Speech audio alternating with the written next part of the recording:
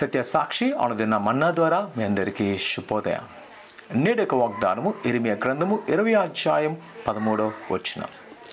దుష్టుల చేతుల నుండి ఆయన విడిపించుచున్నాడు. ప్రవక్త అయిన ఇర్మియా యొక్క సందర్భం చూసినప్పుడు యూదా ప్రజలు దేవుని యొక్క ఆజ్ఞలను వ్యతిరేకంగా వెళ్తున్నప్పుడు వారిని హెచ్చరిస్తున్నాడు. ఇంకా వారు ఏ ఒక్క చెరలోకి వెళ్ళిపోలేదు, ఇంకా ఆపద రాలేదు. ఆపద రాకముందే వాడిని హెచ్చరిస్తూ ఆయన అంటున్నాడు, ఇదిగో మీరు నా మాటకు లోబడినట్లయితే దుష్టుని చేతుల నుండి ఆయన మిమ్మల్ని విడిపించును. అయినా ఆ ప్రజలు వినలేదు. ఏదో ఆ ప్రజలు దేవుని మీద నమ్మకం ఉంచకుండా లేదా దేవుని ఆజ్ఞలో పడకుండా ఐగుప్తు రాజు దగ్గరికి వెళ్దామా లేదా వేరే రాజు దగ్గర పరిగెట్టి ఉన్నారు. ఆఖరికి చెరకు వెళ్ళిపోయి ఉన్నారు. ఈరోజు నా ప్రసంగం నిజమే. దేవుని ఒక వాగ్దానం తెలియజేస్తుంది, ఆయన మనల్ని విడిపించును దుష్టుడి చేతిలో నుండి. ఈరోజు అపవాది చేతిలో నుంచి ప్రభువు విడిపించును. అయితే మనం చేయవలసింది ఏంటి అంట? దేవుని యొక్క ఆజ్ఞలో పడము.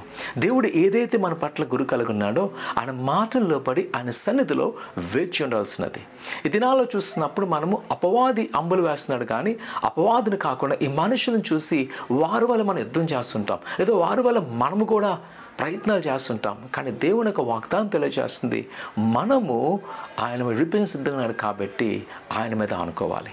ఈ ఉదయకాల సమయంలో ప్రేకుమార కుమార్తె అపవాది నిన్ను కలవర పెడుతున్నాడా, తంత్రాలతో నిలిపిస్తున్నాడా, అందుకర్షతో నువ్వు బాధపడుతున్నావా? భయపడక, ఇదిగో దుస్తుని చేతుల నుండి యెహోవా నిన్ను విడిపించును.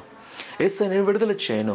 నువ్వు నేను చేయాల్సిన ఒకటే దేవుని సన్నిధిలో ప్రార్థించడము, దేవుని సన్నిధిలో వేడుకోవడము. ఈరోజు ఉదయ కాల సమయంలో కన్నీటి కాచి ప్రభుని అడుగు, ప్రభా నన్ను రక్షించని ఆయనకు సహాయం చేయబోతున్నాడు. పరిశుద్ధుడా ఘనమైన దేవానికి ఉన్నారు, అద్భుతకర ఆలోచనగతానికి ఉన్నారు. ఇక నీ బిడ్డలను రక్షించండి. ఇక ప్రభా వారికి ఉన్న శోధన విడుదల చేయండి, అపవాది నుంచి దూరపరిచినైనా నీ కృపాక్షలు నింపి బలపరచుకోమని. ఇదిగో తండ్రి దినాన ఏదైతే నిసలు మొరుపెడుతునుగా నీ అద్భుతమైన కార్యాలు వారికి దయచేసి నడిపించమని యేసు అడుగుతున్నాం తండ్రి.